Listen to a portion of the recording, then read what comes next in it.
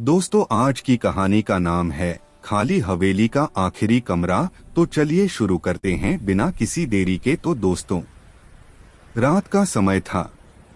पहाड़ियों के बीच खड़ी पुरानी हवेली की तरफ जाने वाली पगडंडी पर सिर्फ ठंडी हवा की सीटी सुनाई दे रही थी। लोग कहते थे कि उस हवेली में कई साल पहले एक परिवार रहता था, लेकिन एक रात पूरी हवेली खाली मिली। न कोई दरवाजा टूटा, न कोई खिड़की खुली, पर पूरा परिवार गायब। गांव वाले उसे खाली हवेली कहते थे। आदित्य और कबीर दोनों शहर से आए व्लॉगर्स डरावनी जगहों की खोज करते थे। एक दिन जानकारी मिली कि पहाड़ी के ऊपर वाली हवेली में कुछ अजीब होता है। कबीर बोला, सोच, अगर हम इस हवेली की असली फुटेज निकाल लेंगे, रातों रात चैनल हिट हो जाएगा। आदित्य को हिचक थी, लेकिन कंटेंट के चक्कर में दोनों हवेली की तरफ चल पड़े। दरवाजा चरमराहट के साथ अपने आप खुल गया। अंदर धूल जमी थी, जाले लटके थे। लेकिन एक बात अजीब थी, हर कमरे में सामान ऐसे रखा था जैसे लोग अभी थोड़ी देर पहले उठकर गए हों। टेबल पर खुली नोटबुक, कप में आधी भरी चाय, खिड़की पर रखी बच्चों की लाल गेंद। आदित्य ने कैमरा ऑन किया। दोस्तों, हम अभी हवेली के मुख्य हॉल में हैं और यहाँ ठक ठक ठक ऊपर से किसी के चलने जैसी आवाज आई। सीढ़ियों पर कदम रखते ही तापमान कम हो गया, जैसे हवा जम गई हो।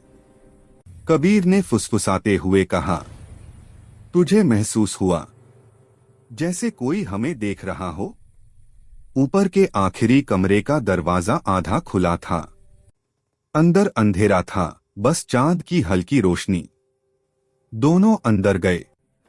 कमरे की दीवार पर काले कोयले से लिखा हुआ था, जो यहां आता है वो वापस नहीं जाता। अचानक कमरे का दरवाजा धड़ाम से बंद हो गया। अंधेरे में एक परछाई उनके सामने उभरी। धीरे धीरे आकार लेने लगी, किसी औरत की। लेकिन चेहरे की जगह सिर्फ काली धुंध। वो आवाज में नहीं, हवा में बोली, क्यों आए हो? जो हुआ था क्यों जगाते हो? आदित्य कांपते हुए, कौन हो तुम? हवा में बच्चों की हंसी गूंजी।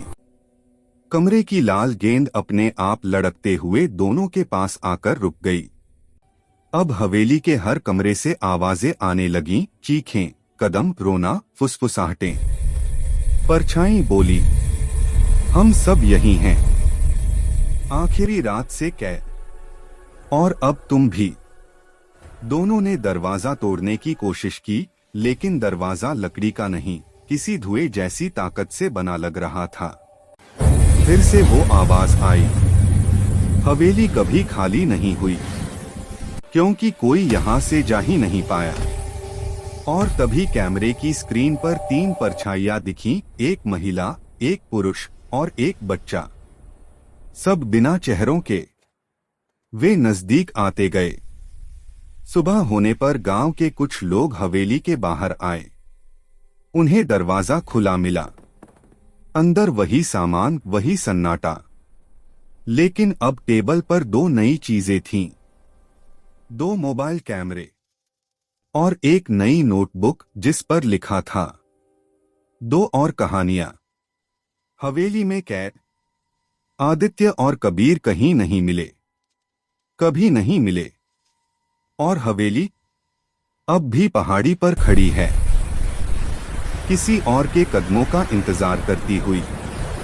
तो दोस्तों, कहानी इसी के साथ खत्म होती है। मिलते हैं किसी और कहानी में। तब तक के लिए इस चैनल को सब्सक्राइब कर दो और कमेंट में बताओ कि कहानी कैसी लगी। धन्यवाद।